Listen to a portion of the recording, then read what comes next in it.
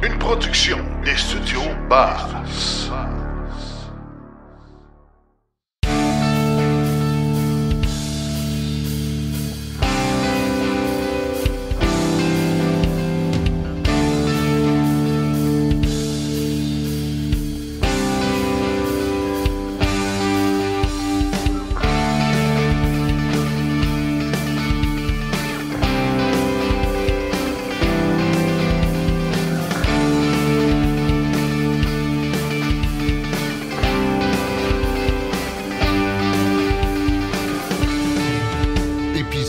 Hors série. Bonjour, chers auditeurs de Silence on roule, abonnés. Vous êtes abonnés si vous recevez ce hors-série. Merci de l'être.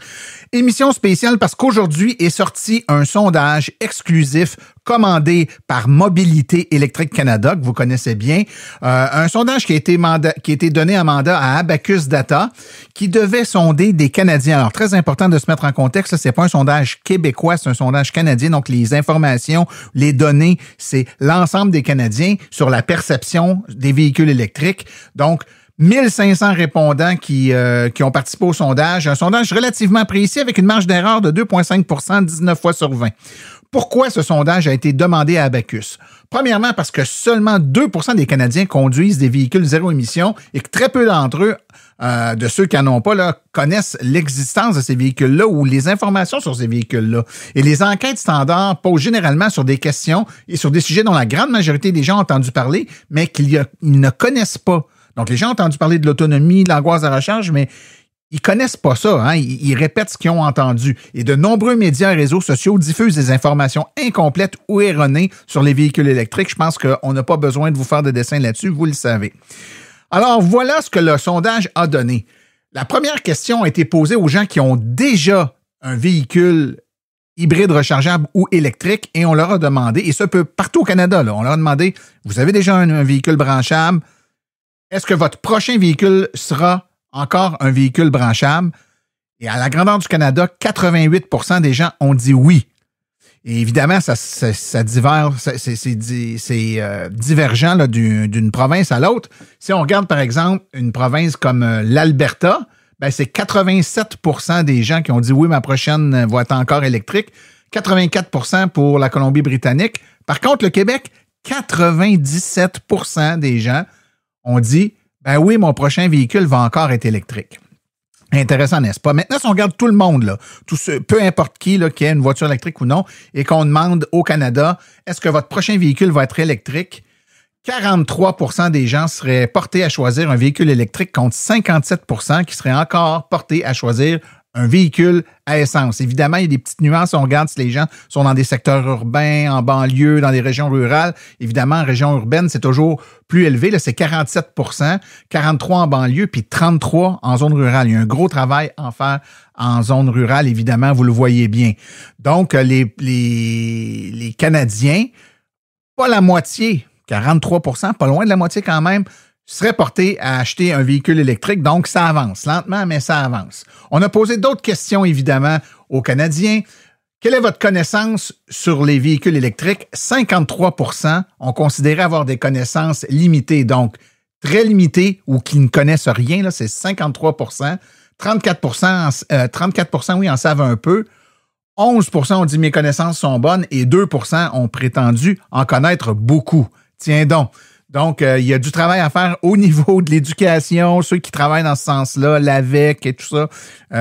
Continuez votre bon travail, vous avez encore de la job pour un bon bout. Quelle est la conscience que les gens ont maintenant des remises fédérales et provinciales pour l'achat d'un véhicule électrique? La remise fédérale qui est remise, le 5 000 du fédéral, 45 des gens sondés étaient au courant, 55 ne l'étaient pas. En Colombie-Britannique, il y a un 4 000 $ qui est remis. Seulement 42 des gens de la Colombie-Britannique sont au courant. Au Nouveau-Brunswick, il y a un 5 000 $ qui est remis. Seulement 38 le savent. En Nouvelle-Écosse, évidemment, il y a une remise de 3 000 $. Seulement 21 des gens sondés le savent. Et au Québec, c'est 49 des gens qui sont au courant de la subvention de 7 000 $ provinciale quand même. Donc, vous voyez, ça diverge beaucoup d'une province à l'autre.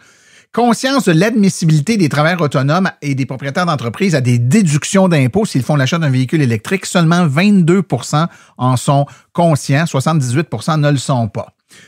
Nombre de modèles de véhicules électriques sur le marché dont le prix est en dessous du prix moyen d'un nouveau véhicule au Canada. Donc, on prend le prix moyen d'un nouveau véhicule là, léger là, de promenade, toute motorisation confondue. Est-ce que vous êtes au courant qu'il y a des véhicules électriques sur le marché qui sont en bas, dont le prix est en bas du prix moyen d'un véhicule standard au Québec?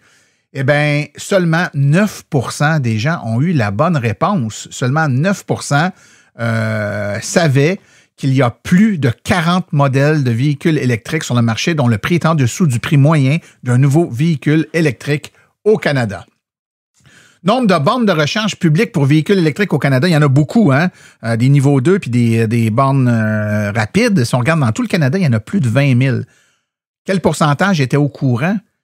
25 % seulement. La très vaste majorité croyait qu'il y avait moins de 10 000 bornes au Canada. Et près du quart croyait qu'il y en avait en bas de 5 000, quand en réalité, il y en a plus de 20 000. Donc, 75 % de mauvaises réponses là-dessus.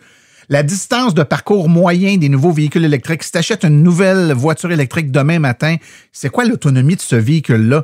Ben, la plupart des gens pensent que c'est encore en bas de 300 km, donc on parle de 100 à 300 km. 81 % des gens avaient la mauvaise réponse. Seulement 19 % ont une idée juste du nombre de kilomètres d'autonomie moyen que peut faire une voiture neuve là, de l'année 2023.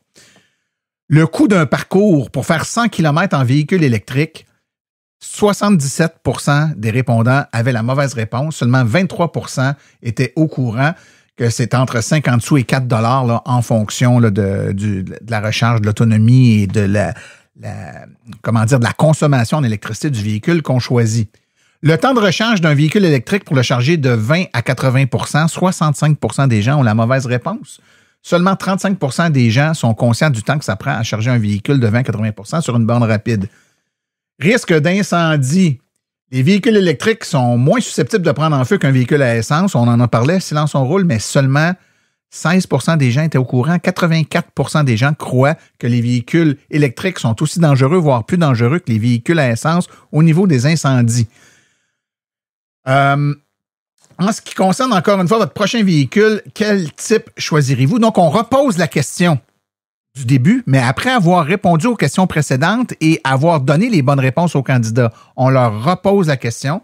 Et une fois, au fil du sondage, donc ils ont répondu par exemple que oui, c'est plus dangereux qu'un véhicule à essence, un véhicule électrique, et là on lui dit non, c'est pas.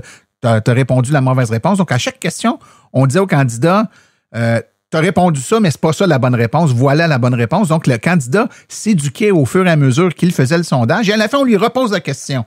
Encore une fois, votre prochain véhicule, seriez-vous porté à prendre un véhicule électrique? Et là, par magie, 63 % des répondants ont dit qu'ils choisiraient un véhicule électrique. Donc, l'intérêt a augmenté de 20 %. On est passé de 43 à 63 %. Tiens donc, hein, quand on explique, et puis c'est un sondage, hein, ça n'avait pas... au départ, ça n'avait pas une prétention éducative. On dit, on veut vous sonder, mais à travers le sondage, on a donné de l'information aux candidats et la perception a changé et on a eu une augmentation de 20 % des intentions. Alors voilà, c'est très intéressant. Je vais mettre évidemment dans les notes du podcast, là, dans les références, le lien vers les détails du sondage, mais je pensais que c'était intéressant de vous le partager aujourd'hui. J'espère que ça vous a allumé un peu sur l'état de la situation au Canada. On est souvent ici à Silence on roule, l'auditoire est varié, là. On a des auditeurs européens partout au Canada, mais principalement, la très grande et très vaste majorité des auditeurs de Silence on roule sont québécois.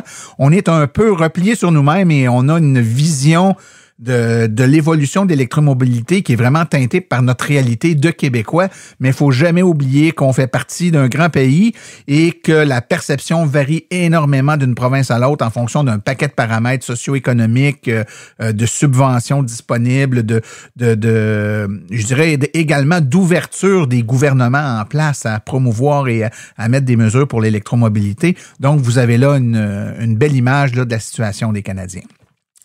Alors sur ce, je vous souhaite une bonne continuité. On a un Silence on roule régulier qui va être diffusé dans quelques heures à peine. Donc bonne écoute à tous et puis au plaisir de vous entendre.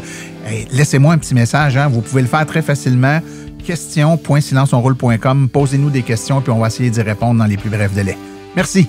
Au revoir.